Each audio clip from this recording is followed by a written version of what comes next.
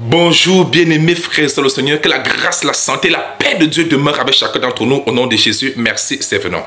Premièrement, mes frères et sœurs, n'hésitez pas de nous faire part de vos questions, de vos préoccupations ou des choses que nous comprenez par nos vidéos. Deuxièmement, imprégnez-vous beaucoup la parole de Dieu car cela est salutaire. Le Seigneur a dit, vous connaîtrez la vérité et la vérité vous affranchira. Si vous voulez connaître la vérité, investissez vous-même à examiner vous-même les Écritures.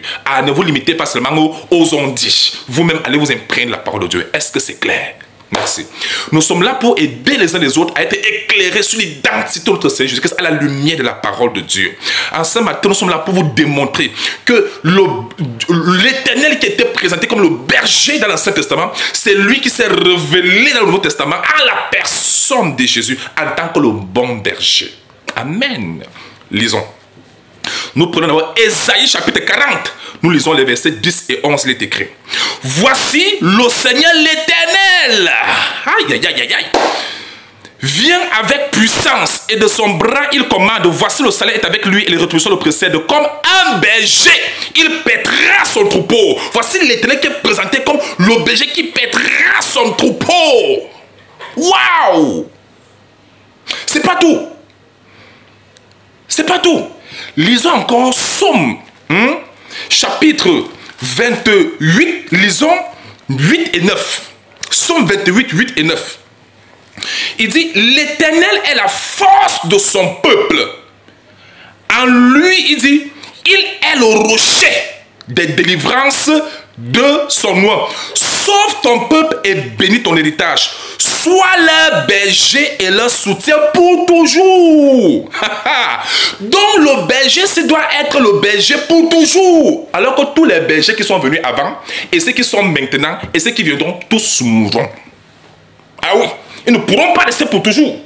Donc pour dire qu'il n'y a qu'un seul berger qui pourra rester pour toujours. Qui est dans ce berger? La Bible dit que ça c'est l'Éternel. Qui est cet Éternel? Qui est le berger? Qui est le berger et le soutien pour toujours? Et c'est le berger là dont David a dit dans son 23 verset 1. L'Éternel est mon berger.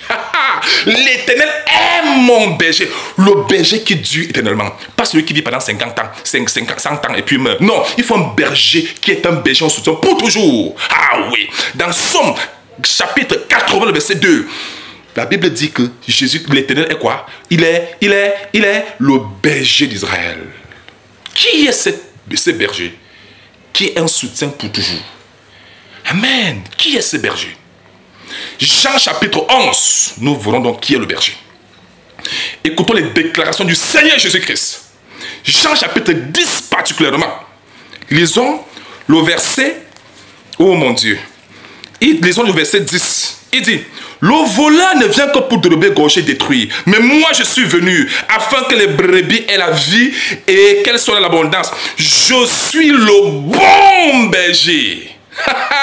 Le bon berger donne sa vie pour ses brebis. Il n'y a aucun berger humain qui a pu donner sa vie pour les autres. Non, non. Seul Jésus-Christ a donné sa vie pour ses brebis, pour son troupeau. Il dit qu'il est le bon berger. Il dit au verset 8, lisons le verset 7 et 8, il dit, Jésus l'a dit encore, en vérité, je vous le dis, je suis la porte des brebis. Il n'y a pas eu de porte, c'est lui seul qui est la porte des brebis. Il dit au verset 8 que tous ceux qui sont venus avant moi sont des voleurs, des brigands. Jésus-Christ est le seul berger. C'est lui le berger qui avait promis venir et qui devait être là pour toujours. Parce que Jésus-Christ vit justement. Il a dit, voici, je suis avec vous tous les jours jusqu'à la fin du monde. Voici le berger qui est écrit dans l'Ancien Testament. En tant qu'éternel, le voici dans une forme humaine. Amen. Il dit au verset 14, Jean 10 verset 14, il dit, je connais mes brebis et elles me connaissent. Bien aimé, aucun berger humain ne peut connaître toutes les brebis du monde. Toutes les brebis du monde. Aucun berger sur la terre, aucun pasteur ne peut connaître toutes les brebis. Seul Dieu, seul Jésus qui est réellement sa brebis à travers le monde entier. Seul. Amen. Et il dit au verset 16 que j'ai encore d'autres brebis qui ne sont pas de cette bergerie. Celles-là, il faut que je les amène. Elles entendront ma voix. Et il y aura un seul troupeau et un seul berger. Qui est le seul berger? Vous avez vu? Nous sommes tous, écoutez, que tu sois pasteur, qu'importe qui tu es, nous sommes tous des brebis du Seigneur. Seul le Seigneur est le véritable berger. Et tous ceux qui sont des pasteurs de brebis, ils ne le sont que par ils sont comme je peux dire des pasteurs des bergers, je pense comment, les bergers adjoints. Mais nous sommes en réalité, en nature, nous sommes des brebis du Seigneur. Nous sommes tous les bébés du Seigneur. Vous comprenez? Seul le Seigneur est le souverain berger. On n'est que berger que par profession. Mais on n'est pas de nature. Seul Christ est le souverain berger de nature. Amen. C'est lui le berger, le souverain. Le seul qui dure éternellement. Pour toujours. Lui qui est le... Oh mon Dieu. Il est le berger d'Israël. Il a toujours été, il le sera toujours. Amen. Jésus-Christ n'est pas n'importe qui. Il est le grand berger qui est pour toujours, tel que cela avait été annoncé par les prophètes. Le voici incarné, dit, je suis le bon berger. Qui est Jésus? Le grand Dieu de se manifester en chair. Le voilà.